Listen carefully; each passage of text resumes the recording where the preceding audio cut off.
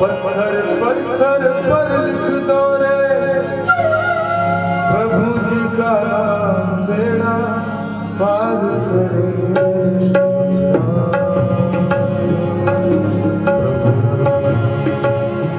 वो बेड़ा पार करे श्री राम।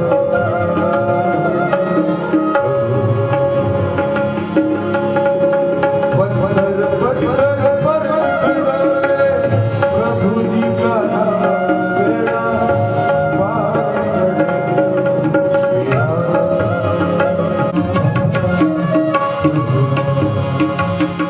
के मन में प्रभु का सुमिरन करके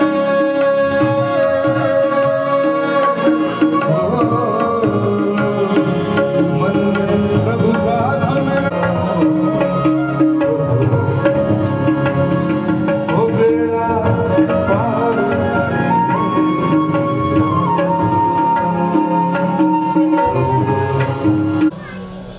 ओम नमो गुणनंदाय सहस्रमूर्ते सहस्रपादा शिरोरवावे सहस्रनामने पुरुषाय स्वासते सहस्रकोटि युगधारिणे नमो ओम भूर्भुवस्सुः कृष्णाय वासुदेवाय परमात्मा गोविन्दाय नमो ध्यानार्थे आसनार्थे मंत्रपुष्पं समर्पयामि। षडम् नीचे पढ़ के पास धातु विश्वे देवासे यमाद्यन्तामो प्रतिष्ठा प्रकाशनार्थक्षतां समर्पयामि। देवसत्वं प्रश्वेशो देवसत्वं प्रश्वेशो महाविद्यां पुष्णो अस्ताभ्यां महाभागवतां समर्पयामि। अस्योर्गं समर्पयामि।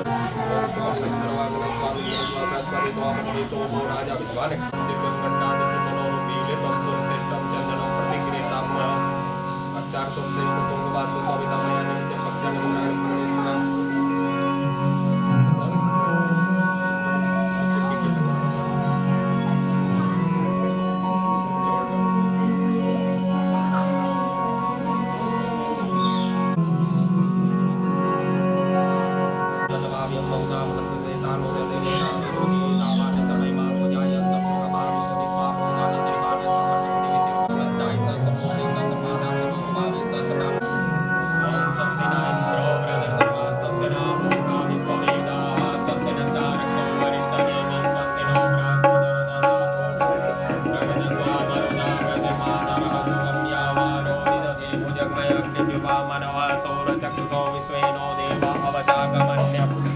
भद्रं प्रक्षेमाक्षमरेजत्राः स्तेडङ्गे कौसुत्वा कुसफलो विवसवै देवहितं यदायो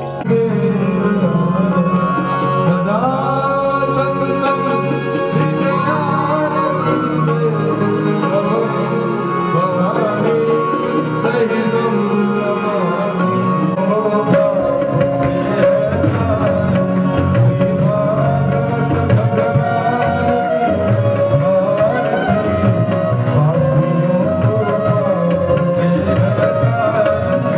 ये अमर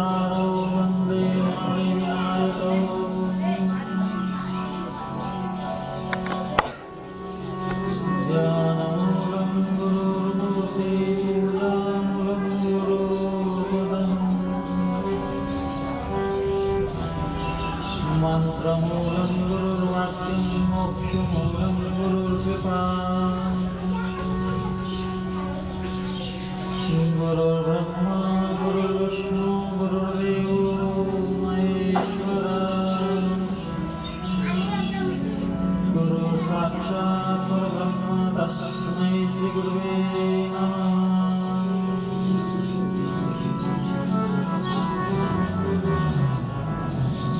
मनोजवं मारुततुल्यवेगं जितेन्द्रियं बुद्धिमतां वरिष्ठम् वातात्मजं वानरयोगमुख्यं श्रीरामदूतं शरणं प्रपद्ये।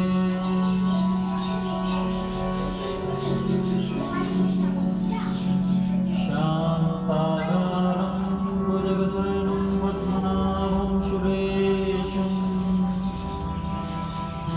विश्वाधारं गगनसदृशं मेघवर्णं शुभाङ्गम् लक्ष्मीकान्तं कमलनयनं योगिवृद्ध्यानगम्यं वन्दे विष्णुं भवभयहरं सर्वलोकैकनाथम्।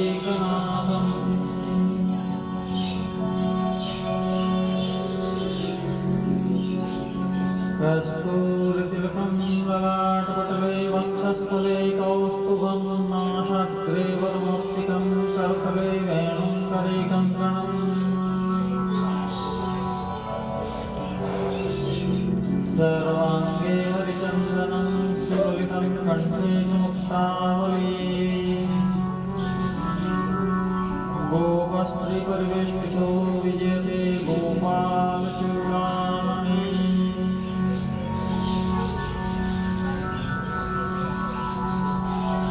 भक्तिभक्त भगवन्त गुरु चतुर्नाम बहुएक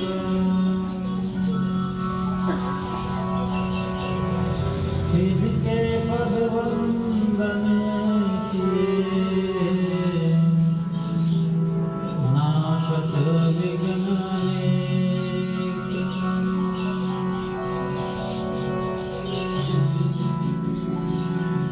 मेरी भवबाधा हरो श्री राधा नागर सोई जातन की जाई करे श्याम हरिक दुखी हो।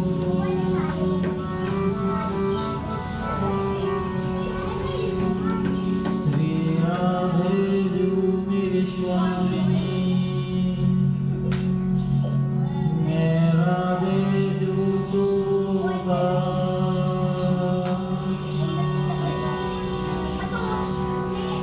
जन्म जन्म मोहे दीजियो श्री वृंदावन श्री वृंदावन श्री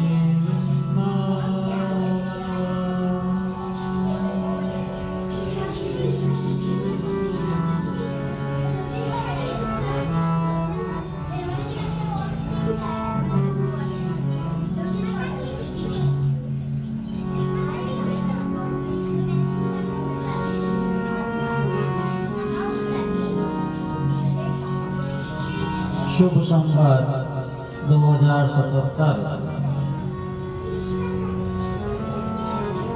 माघ शुक्ल पक्ष एकादशी।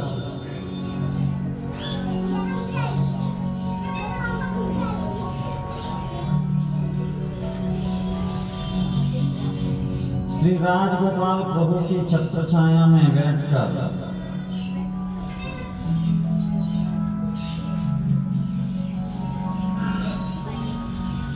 इस कल्प वृक्ष रूपी श्रीमद् भागवत का सेवन कर रहे हैं।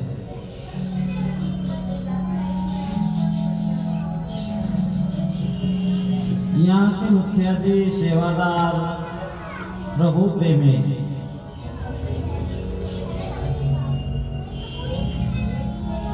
जिनकी सेवा से गोपाल जी बहुत मनोहर लगते हैं।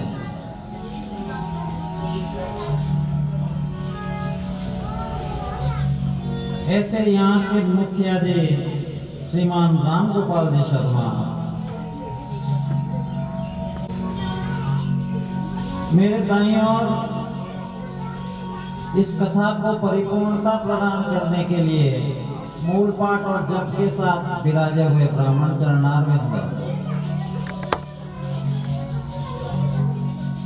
मेरे बाईं ओर इस कथा को मधुराति मधुर बनाने के लिए अपने अपने वाद्य यंत्रों के साथ विराजे हुए संगीतकार,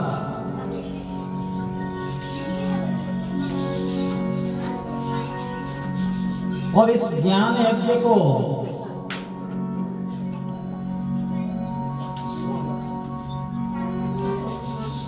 यादों में संजोने और इसको विस्मृत न होने देने के लिए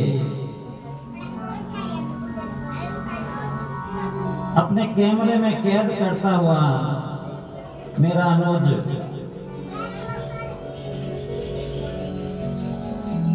और आप सभी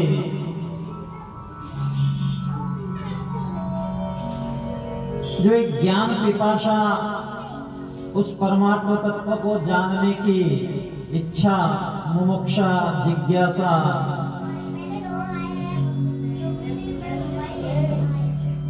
और अपने हृदय की गहराइयों में भक्ति को विराजमान करते हुए कथा श्रवण को उत्सुक आप सभी को मैं वंदन करता हूं।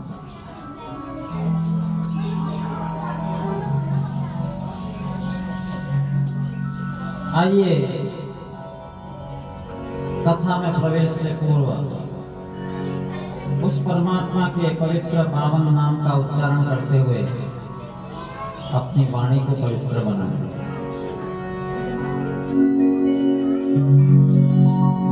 हरि शरणं हरि शरणं हरि शरणं हरि शरणं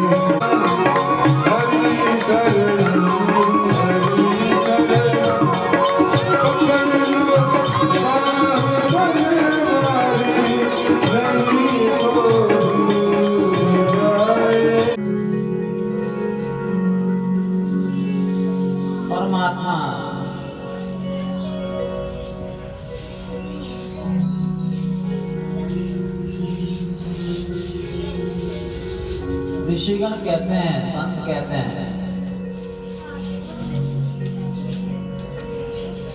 कि परमात्मा की प्राप्ति प्रेम से हो सकती है।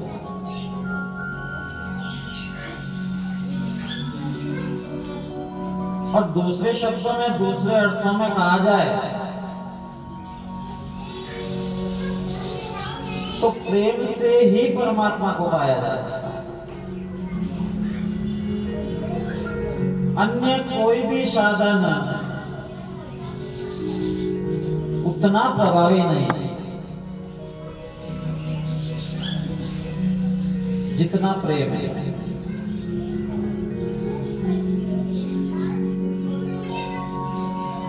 साधन उन मुनियों ने, ऋषियों ने, तपस्वियों ने जन्मों जन्मों तक किया,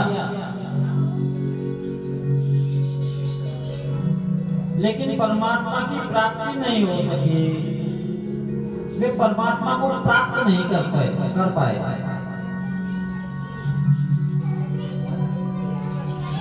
और आज वे ही ऋषि मुनि उस वृंदावन में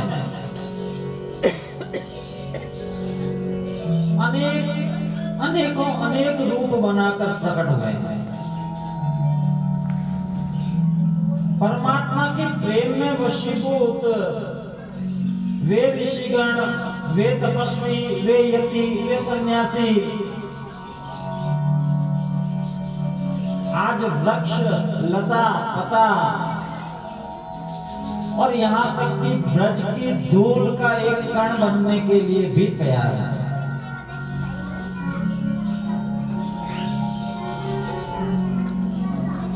यही तो प्रेम है ना।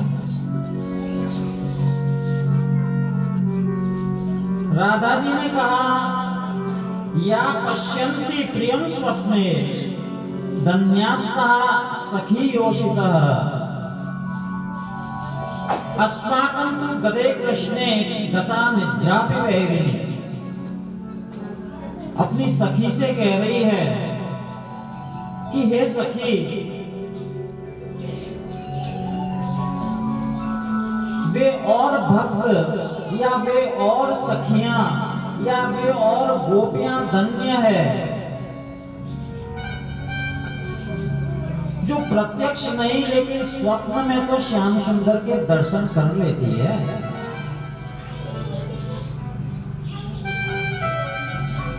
मेरे नसीब में, मेरी किस्मत में वो भी नहीं, क्योंकि मेरी वैरिणी निद्रा जो है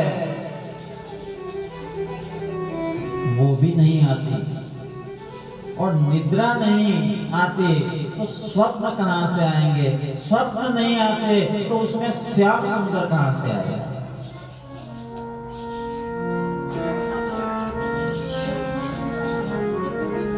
वे गोपियां उस ब्रह्मा को भी उलाहना देती है कि हे ब्रह्मा, तूने ये पलकें क्यों बनाई? हम श्याम सुंदर का एक टक दर्शन करना चाहते हैं, तुझे ये पलकें बनाने की कहां आवश्यकता थी?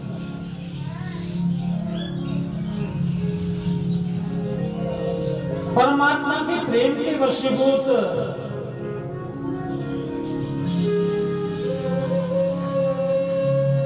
तो इसीलिए सबने यही तो कहा था ना, और शायद सही भी कहा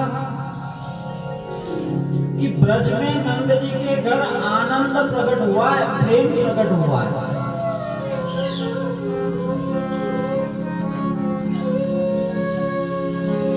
चूंकि प्रेम मानव की स्वाभाविक भूख है,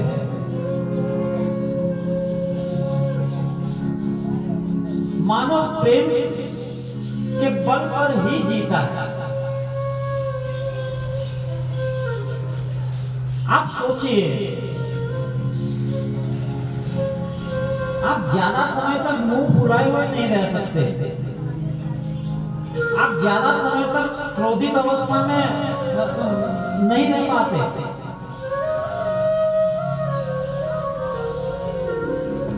क्योंकि मानव जीवन की इस तत्व की एकमात्र भूख है प्रेम। और यही तो कारण है, जब कोई प्रेम पूर्ण वचन बोलता है, जब कोई प्रेम से बोलता है, जब कोई हल्की सी मुस्कान के द्वारा आपकी नजरों की तरफ देख लेता है, प्रेम भरी नजरों से आपको निहार लेता है, हमारा प्रेम भी वहां स्रावित होने लगता है, हमें अच्छा लगता है। उस सामने वाले व्यक्ति के मीठे वचन, प्रेम भरी मुस्कान, उन सजल नेत्रों से हमें निहारना, ये सब हमें अच्छा लगता है। इसका मतलब मानव जीवन में प्रेम की स्वाभाविक मांग है।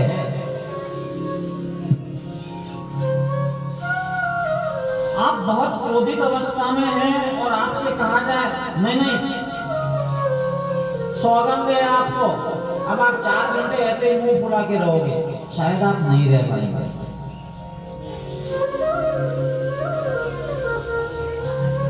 क्रोध क्षणिक है लेकिन पछतावा देकर भी जाता है।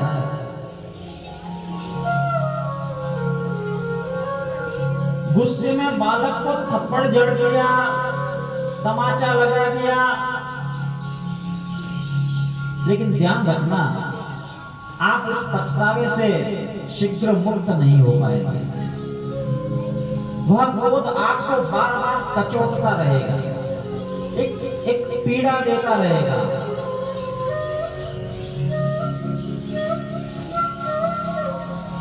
तो क्रोध का हमारे जीवन में कोई स्थान नहीं, लेकिन प्रेम की स्वाभाविक भोग है। और परमात्मा भी उसी प्रेम के वशीभूत होकर भक्तों से साक्षात्कार भी करता है।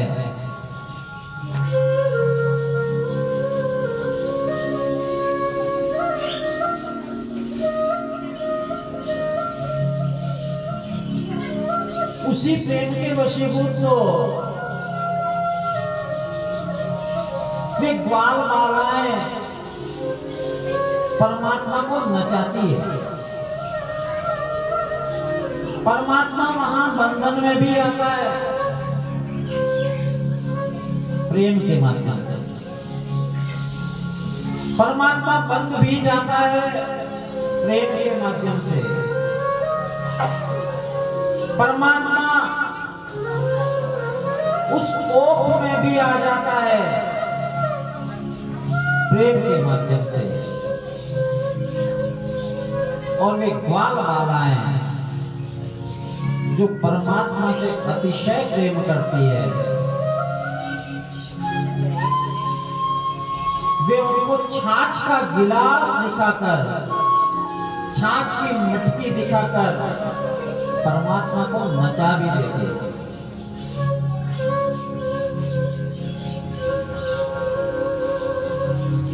रसखान लिखते हैं कि शेष महेश गणेश दिनेश सुरेश हूँ जाहि निरंतर गावे, जाहि अनादि अनंत अखंड अछेद अभेद सुभेद बतावे।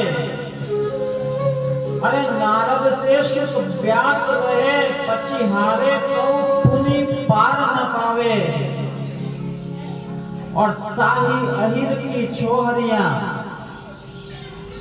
ताही अहिर की छोहरियां छछिया बन छाछ पे नाच नचाता। केवल मात्र छाछ का प्याला दिखा दिखा कर वे अहिर की छोहरियां परमात्मा को नचाने लगती है। माखन मिश्री ग्रंथ के बल पर नहीं,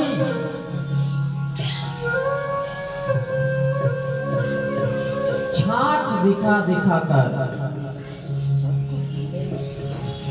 उसका लोभ दिखाकर, जबकि परमात्मा कहीं भी लोभ में नहीं है।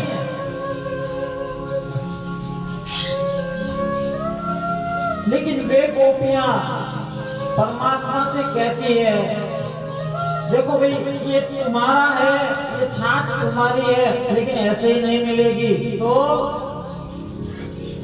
थोड़ा नाच के दिखाओ। सच मानिए परमात्मा वहां नृत्य करने लगते हैं।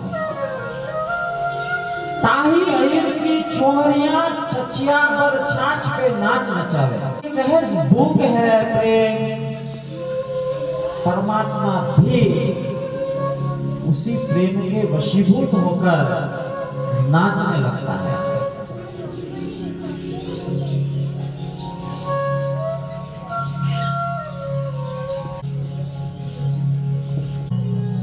तत्प्राप्य तद्देवावलोकयति तदेव शृणोति तदेव भाषयति तदेव चिन्तयति। उस प्रेम को प्राप्त करके उसी को जो देखता है, उसी को सुनता है, उसी को बोलता है और उसी का चिंतन करता है।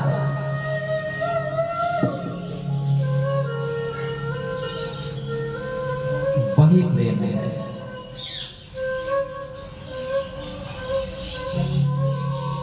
यहाँ आज के युग में जैसा प्रेम है जो शारीरिक आकर्षण या देहाकर्षण के वशीभूत होकर किया है, उसकी चर्चा नहीं है।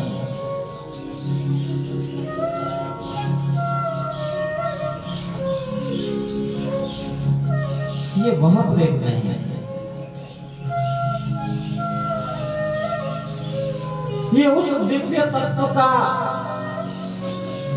निरूपण है, उसका विवेचन है।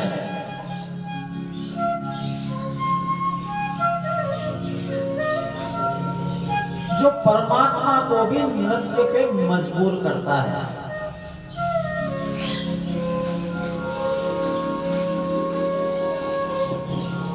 ताही अहिर की छोहरियां छछिया पर छाछ पे नाच नचावे।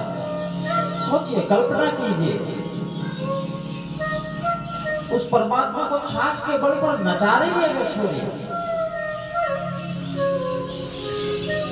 और परमात्मा नाच भी रहा है। कारण क्या? निश्चल प्रेम, निष्काम प्रेम,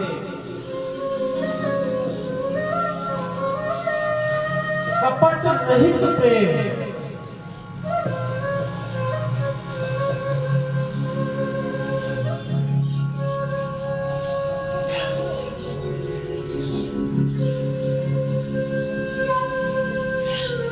और वे ही नारद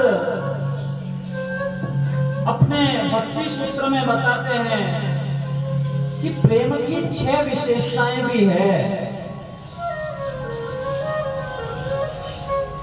उस प्रेम की 6 विशेषताओं में सबसे पहले बताया गुण रहित, कामना रहित, प्रतिक्षण वर्धमान।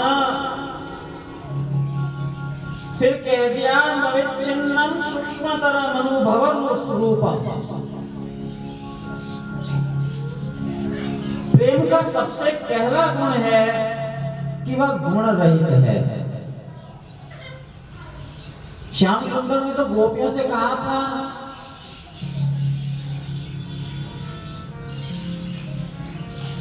कि गोपियों, मुझ में ऐसा क्या है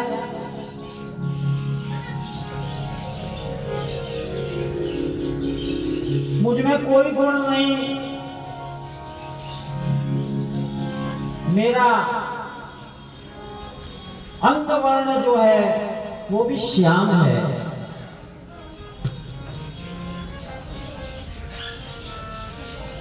तो गुण रहित। अरे रुक्मिणी जी से भी जब संवाद हुआ, हास्य विनोद की दृष्टि से ही सही, परमात्मा ने कहा, देवी तुम्हें पाने के लिए बड़े बड़े राजा अयोध्या आए थे, वहां तुम चाहो तो अब भी जा सकती हो। देखो मुझ में ऐसा क्या है, मैं तो वृंदावन छोड़ के मथुरा गया, वहां से कभी वृंदावन वापस नहीं लौटा, वहां से युद्ध में रण छोड़ भी बन गया, भागकर द्वारिका आ गया, तो मुझे तो लड़ने वड़ने का भी सामर्थ्य नहीं, मुझ में ऐसा क्या गुण है? लेकिन प्रेमा भक्ति का उत्कृष्ट नमूना देखिए।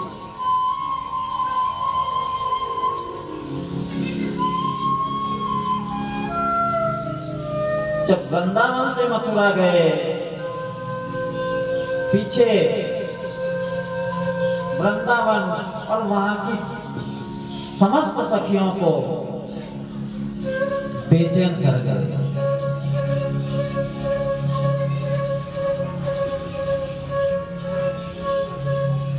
नारद जी ने कहा ये गुण रहित तो है, ये कामना रहित भी है, इसमें किसी प्रकार की कोई कामना नहीं होती।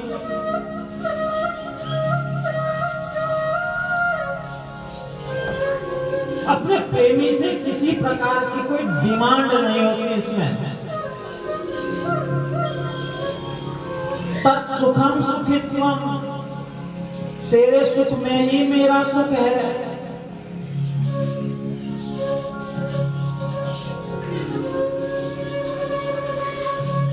ऋषि मांडव्य तपस्या कर रहे थे, एक स्त्री अपने पति को लेकर जा रही है, रात का अंधेरा है, अपने पति को अपने कंधे पर लाद कर ले जा रही है। पति कोढ़ से ग्रस्त है,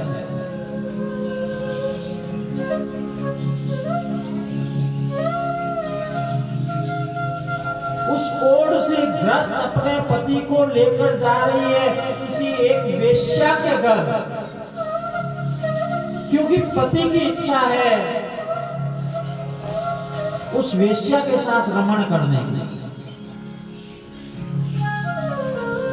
पति की इच्छा का ख्याल रखते हुए, पति की इच्छा का मान रखते हुए, अपने कर्तव्य पालन की दृष्टि से वह पति को कंधे पर उठाए हुए भाग रही है, मेरे पति को कितना जल्दी सुख मिले। और अचानक उस चौक के बीच में लगे हुए उस सूली से टकराई जिस पर मांडव्य तपस्या कर रहे थे। ऋषिवर क्रोधित हुए और श्राप देने लगे कि जिसने भी मुझे कष्ट पहुंचाया है, सूर्य की पहली किरण के साथ ही उसकी मृत्यु हो जाए। उस सती का प्रभाव देखिए, उसने भी हाथ में अंजलि भर पानी लिया और कह दिया, अगर मेरे पतिव्रत धर्म में, पति की सेवा में आज तक यदि कोई चूक ना हुई हो तो कल का सूरज निकलेगा ही नहीं।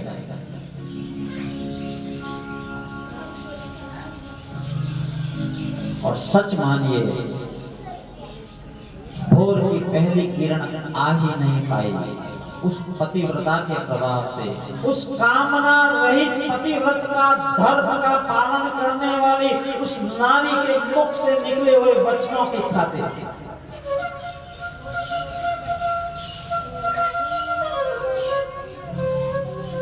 सूर्य देव को अपना रथ रोकना पड़ा।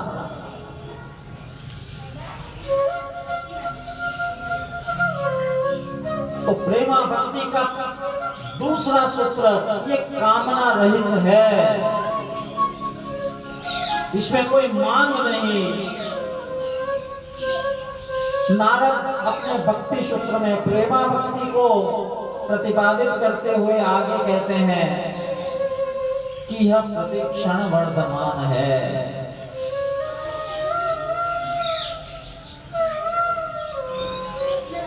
प्रतिक्षण वर्धमान है।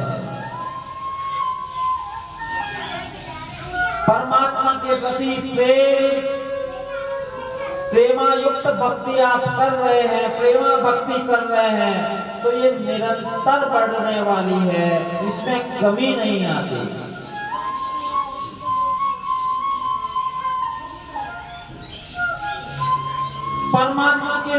को निहारते हैं तो शायद उस रूप में कभी कमी नजर नहीं आती। श्याम सुंदर का मुखड़ा देखने के लिए ये आंखें कभी थकती नहीं, वरन बार बार उस श्याम सुंदर के मुखमंडल को निहारना चाहती है।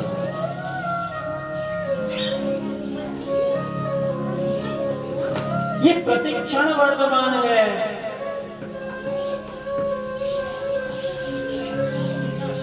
प्रेम कभी टूटने वाला नहीं।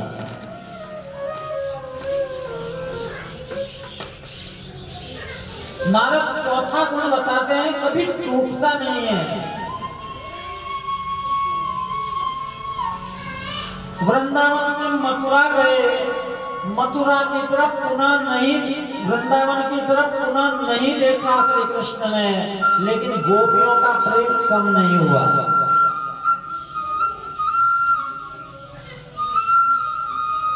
गोपियों ने ये भी जाना कि हमारा प्रियतम रणछोड़ बन चुका है,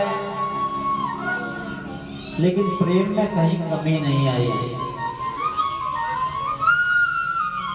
गोपियों ने ये भी जाना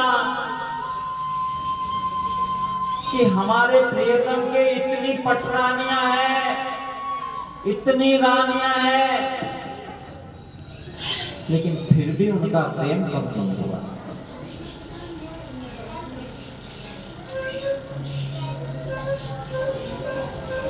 प्रेम कभी टूट नहीं सकता। अपने प्रियतम की चूक को भी वे नजरअंदाज करती है।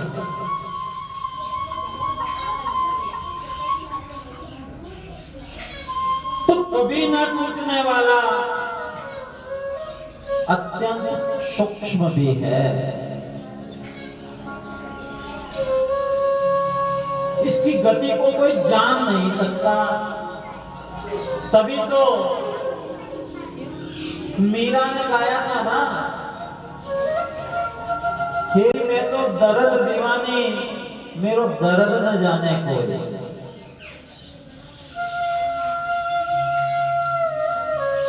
उस मीरा के दर्द को कौन जान सकता था, लेकिन उसी ने उसका निराकरण भी बताया। मीरा की प्रभु पीर मिटेगी जब वैद सांवलिया हो। इस मीरा के मन की पीड़ा को वैद सांवलिया ही मिटा सकता है।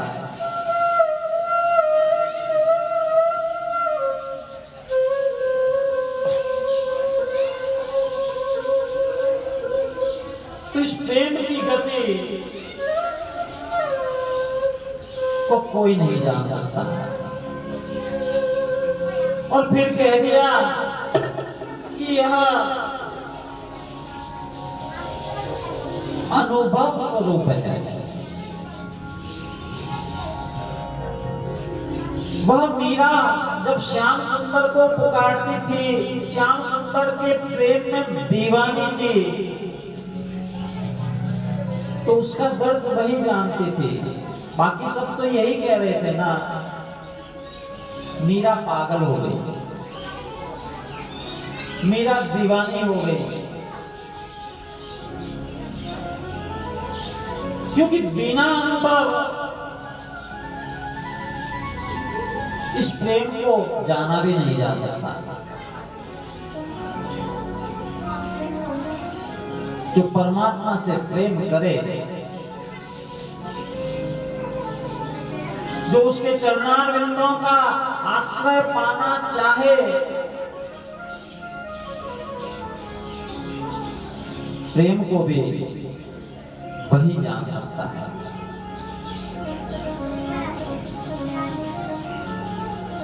अरे प्रेम के विरह में, श्याम सुंदर के विरह में प्रेममयी गोपियां तो कहती है कि यदि हम मर भी जाएं तो कागा चुन चुन खाइयो सब अंगन को मांस।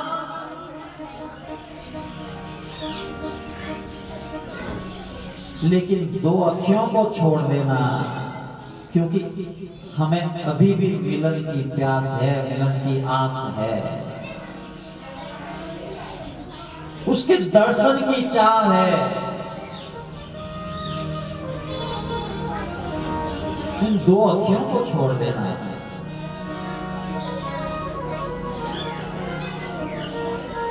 साधक तो कहता है कि पंचत्रम तनुरेक भूत निवाहा श्वासे विशंसु स्फुटम दादानम मणिपत्य हंत शिक्षा सत्रापि आचेवरम।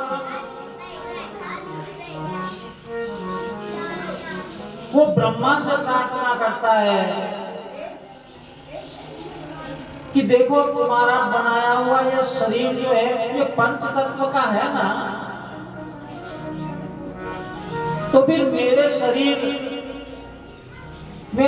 जब मृत हो जाए तो कहते हैं ये पंच तत्व अपने अपने तत्वों में मिल जाते हैं, तो मेरे शरीर में जितना जल अंश है वो उस बावड़ी में जाना चाहिए जहां से मेरे प्यारा, जहां से मेरा प्रियतम श्याम सुंदर जल का सेवन करता है। मेरा देह उस आईने में समा जाना चाहिए जिसमें मेरा श्याम सुंदर अपना मुख दर्शन करता है।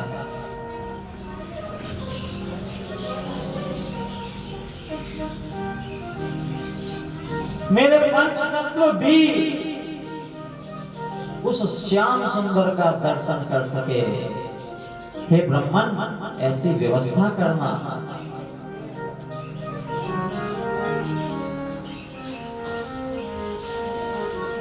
कितना उच्च कोटि का भाव है।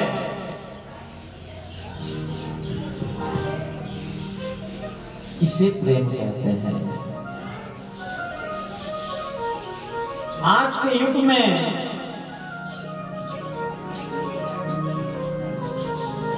जो हठात बला अपने प्रेमी को पाने की चाह जो है वो प्रेम नहीं, वो केवल मात्र देह आकर्षण है। सच्चा प्रेम केवल और केवल परमात्मा से ही हो सकता है, केवल मात्र परमात्मा से।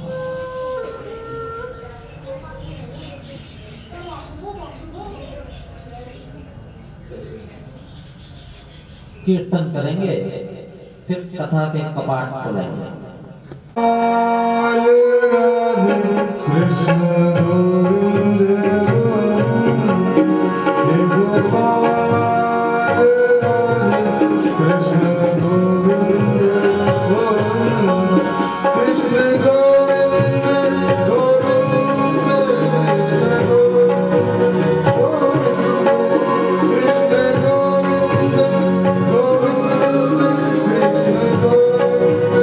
Oh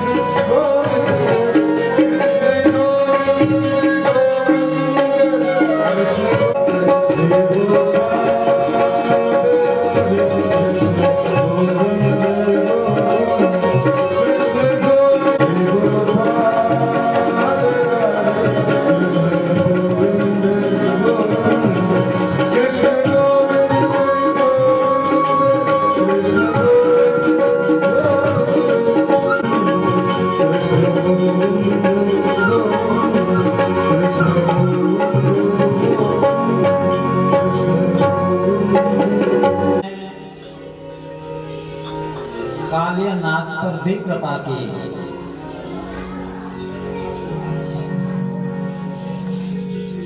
गोपियों के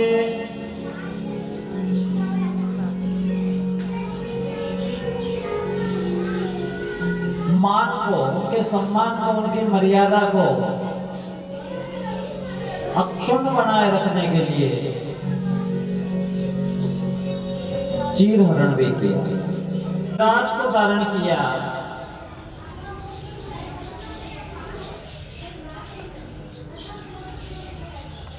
मां चिंतित भी हुई और उन सभी सखाओं को, ग्वाल वालों को उलाना भी दे रही थी।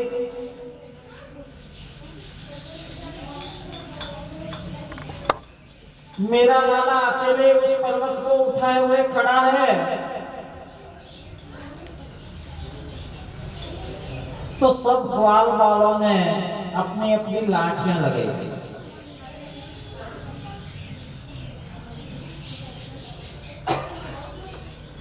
मेरे प्रभु उनका भी मान रखते हैं, उनके भी मन को सराहते हैं और उन्हें भी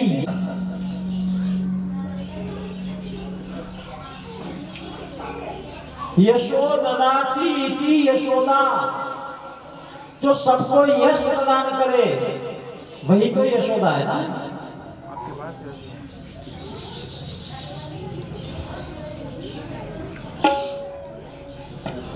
मां यशोदा ने कभी ये नहीं कहा, वह हमेशा यही कहती थी कि लाला आप सबका है, मेरा कृष्ण सिर्फ मेरा नहीं है, ये आप सबका है। तो परमात्मा भी, उनसे भी पूछा गया कि भाई 7 दिन तू की करूं, इन पर्वत में ऊंचा में खड़ो रहो।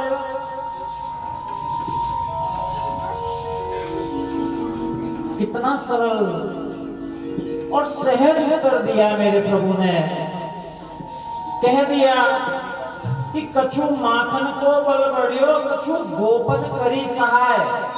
अरे मैं अकेले थोड़े उठा सकता था, इन सब ग्वाल वालों ने मुझे सहारा दिया है, और फिर आप सबने ही तो मेरे को माखन खिलाया है ना।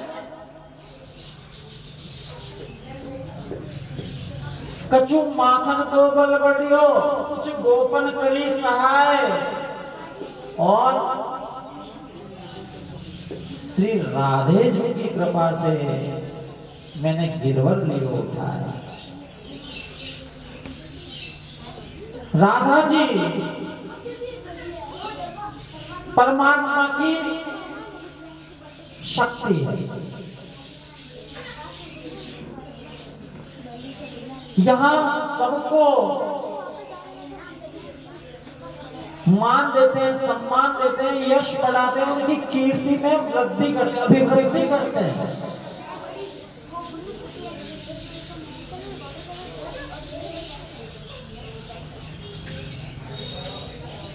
मां भी भोली भाली मैया, उसने भी सोचा हाँ कह तो सही रहा, मेरा गाना सही कहता है।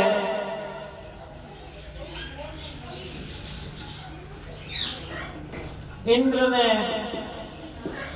आकर क्षमा मांगी थी, कामधेनु भेंट की, और प्रभु का एक और नाम हो गया गोविंद।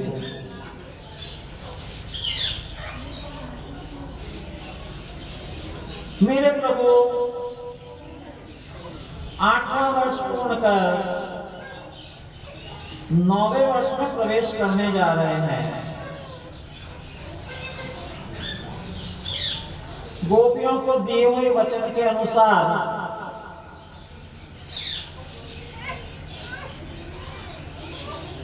शरद ऋतु आई, योग माया का आश्रय लिया, शरद ऋतु का आह्वान किया, शरद ऋतु को बुलाया। आज मेरे ठाकुर अपना श्रृंगार स्वयं कर रहे हैं।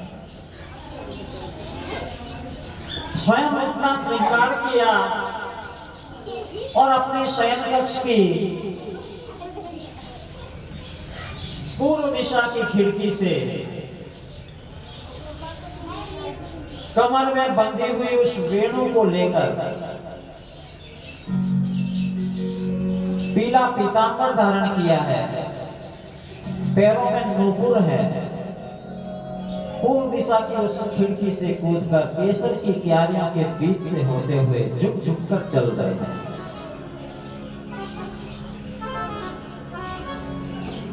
पहुंचे थे उस वृक्ष के नीचे, उस कदम के वृक्ष के नीचे अपना उत्तरीय वस्त्र उतारकर उस कदम के वृक्ष के नीचे रखा, बांसुरी निकाली, उस वेणु को निकाला, उस वेणु से कहने लगे, अरे वेणु, अरे वंशी, देख मैंने तेरी कितनी सेवा की, आज वंशी भी इतराई, कैसी सेवा। देख वंशी, मैंने तुझे अपने हाथों का बिछौना दिया है, तुझे अपने हाथों का बिछौना दिया और मेरे अधर जो हैं वे मानो तेरा तकिया बन गए हैं।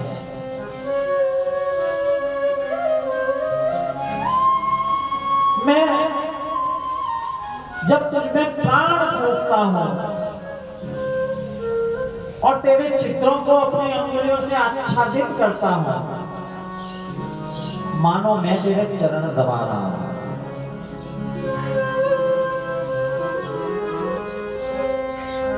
मैंने तेरा इतना मान बढ़ाया, मैंने तेरी इतनी सेवा की, आज तुझे मेरा एक काम करना होगा।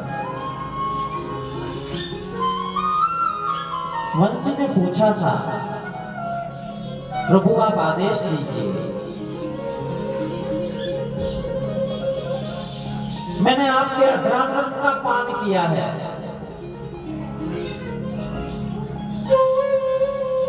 आप आदेश दीजिए। आज मेरे ठाकुर ने कह दिया कि जब मैं तुझमें प्राण फूंकूंगा, इस ब्रज की एक गोपी तक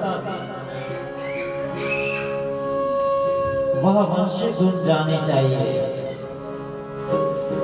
और केवल इतना सा और हो कि प्रत्येक गोपी को अपना नाम सुनाई दे, मानो परमात्मा ने बुलाया है, परमात्मा ने आह्वान किया है। एक एक गोपी को ऐसा लगना चाहिए कि मैंने उसी गोपी को पुकारा।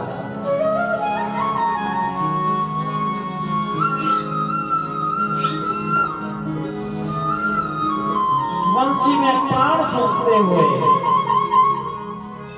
उन गोपियों की मनेच्छाओं को प्राप्त करने के लिए, उनके जीवन को सार्थक करने के लिए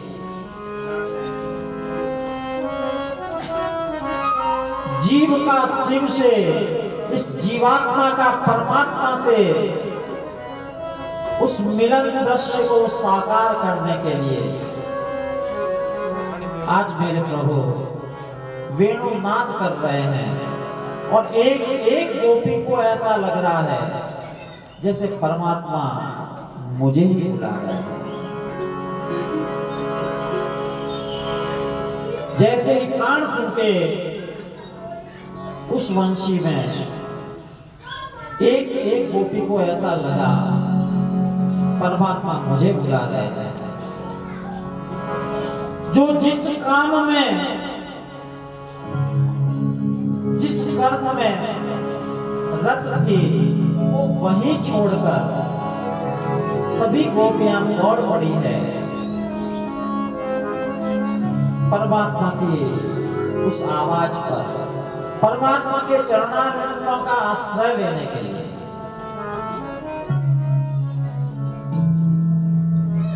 अपने वचनों के अनुसार परमात्मा से मिलन की आकांक्षा लिए सभी गोपियां जो श्रृंगार कर रही थी, जो भोजन तैयार कर रही थी, जो पति सेवा कर रही थी, सब कुछ बीच में छोड़कर चल पड़ी है परमात्मा से मिलने के लिए। एक गोपी के पास दूसरी गोपी भागी जा रही है, उन्हें एक दूसरे की सुध नहीं, उन्हें केवल वह वंशी ध्वनि सुनाई दे रही है कि परमात्मा बुला रहा है।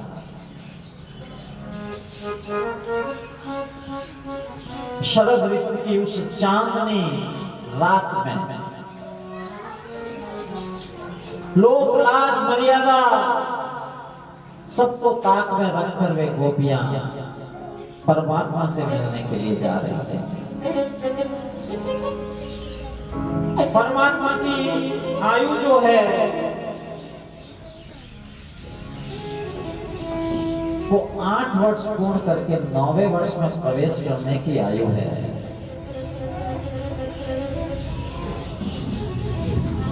यहाँ काम नहीं है। इस रास लीला का जो प्रसंग है श्रीमद् भागवत में,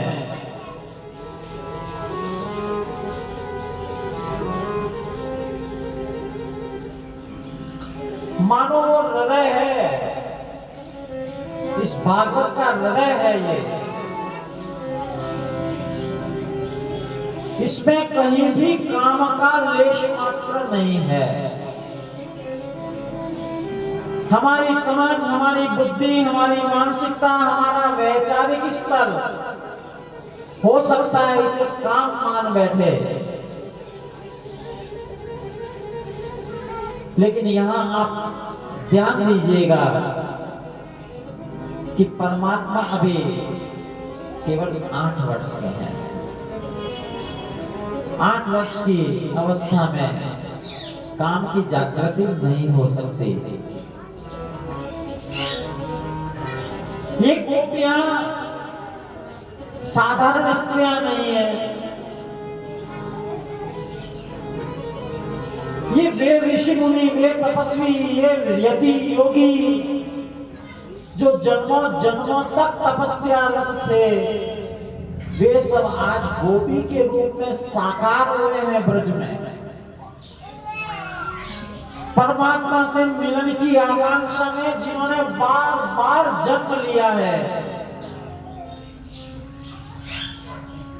वे सभी गोप गोपियों का रूप धारण करके आज ब्रज में आए हैं।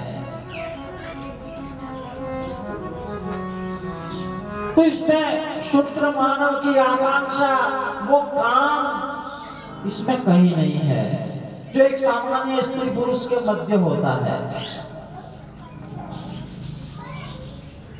और मर्यादा तो पहले ये भी थी कि श्रीमद् भागवत के कथावाचक इस रास लीला का प्रकाशन करते ही नहीं थे। धीरे धीरे इसका प्रकाशन होने लगा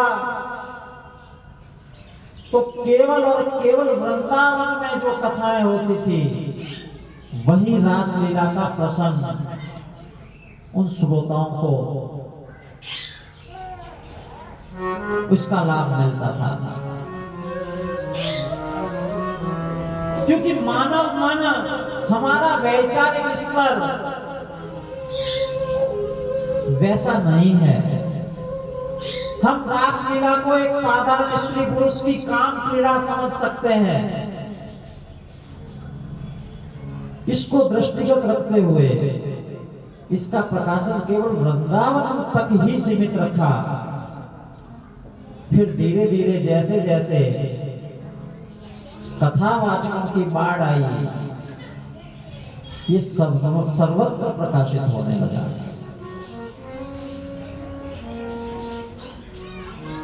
परमात्मा के प्रति, उन गोप गोपियों के प्रति अविकारी भाव रखकर एक जीव का शिव से, जीवात्मा का परमात्मा से मिलन, एक अंश का अंशी से मिलन,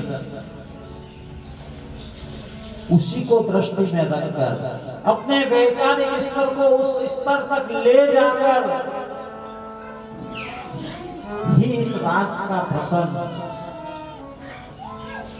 श्रवण करने से लाभदायक होता है।